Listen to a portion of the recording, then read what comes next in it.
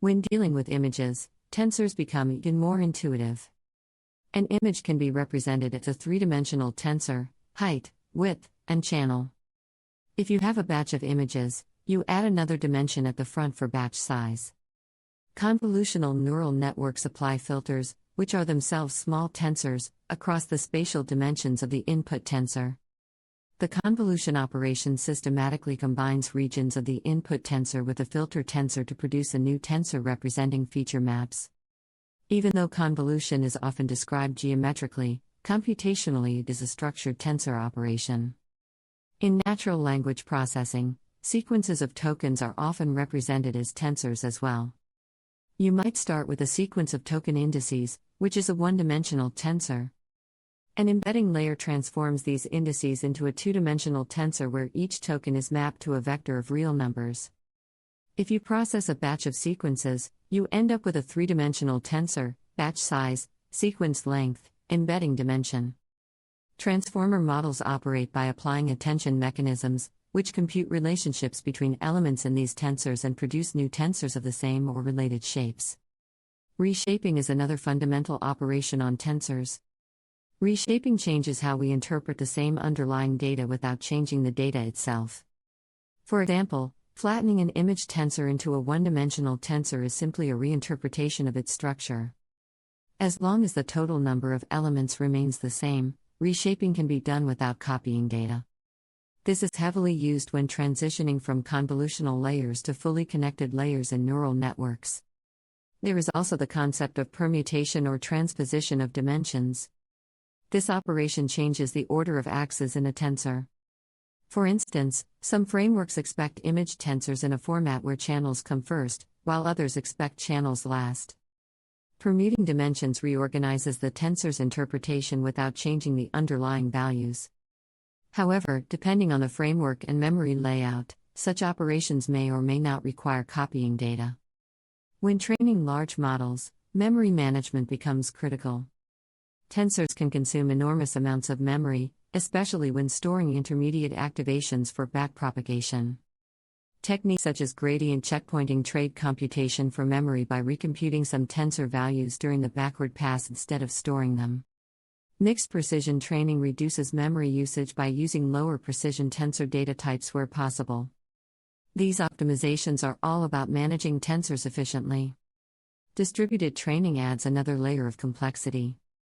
In data parallel training, each device holds a copy of the model's parameter tensors and processes a subset of the data. After computing gradients locally, the devices synchronize gradient tensors across the network. In model parallel training, different devices hold different parts of the model, meaning tensors must be passed between devices as intermediate activations. Understanding how tensors are partitioned, replicated, and communicated is essential for scaling deep learning systems. From a software engineering perspective, tensors provide a uniform interface. Instead of writing separate code paths for scalars, vectors, matrices, and higher dimensional arrays, frameworks provide one tensor abstraction. This greatly simplifies API design. You can write a function that takes a tensor as input and returns a tensor as output, without caring about the specific dimensionality, as long as shapes are compatible. It is also important to understand that tensors are immutable in some conceptual sense within computational graphs. While you can modify tensor data in place in certain frameworks, most of the time operations create new tensors rather than modifying existing ones. This functional style simplifies reasoning about computational graphs and gradient computation. However, in-place operations can be useful for performance and memory efficiency, and advanced users must understand when they are safe to use. Sparse tensors are another variation. In many applications, most elements of a tensor might be zero. Storing all zeros explicitly would waste memory. Sparse tensor representations store only the non-zero elements and their indices. Frameworks provide specialized operations for sparse tensors, though not all operations are supported as broadly as for dense tensors. Choosing between dense and sparse representations depends on the structure of your data and the operations you need. As models become larger and more complex, the conceptual simplicity of tensors remains one of the most powerful aspects of deep learning frameworks.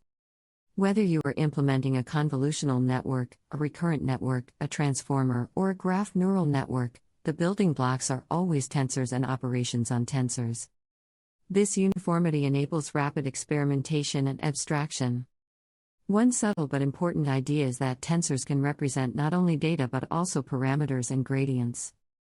In other words, the same structure is used for inputs, outputs, learned weights, and error signals. This symmetry makes the system elegant. Optimization algorithms like stochastic gradient descent or ATOM operate by updating parameter tensors using gradient tensors. The optimizer itself is essentially a collection of tensor operations applied iteratively. When debugging deep learning models, inspecting tensor shapes is often the first step. Many errors arise from mismatched dimensions. If you understand how shapes propagate through your model, you can quickly identify where something went wrong. Frameworks provide utilities to print shapes, assert shape compatibility, and even trace entire computational graphs to help with debugging. In production systems, tensors must often be serialized and saved to disk. Model checkpoints consist largely of serialized parameter tensors. Loading a model means reconstructing these tensors and restoring them into the appropriate structures. Interoperability between frameworks often depends on agreeing on tensor shapes and data types. Finally, tensors are not limited to deep learning. They appear in scientific computing, physics simulations, computer graphics, and many other domains. However, deep learning frameworks have popularized and standardized their use in large-scale machine learning. By abstracting away low-level memory management and parallelization details, these frameworks allow researchers and engineers to think in terms of tensor transformations rather than hardware instructions.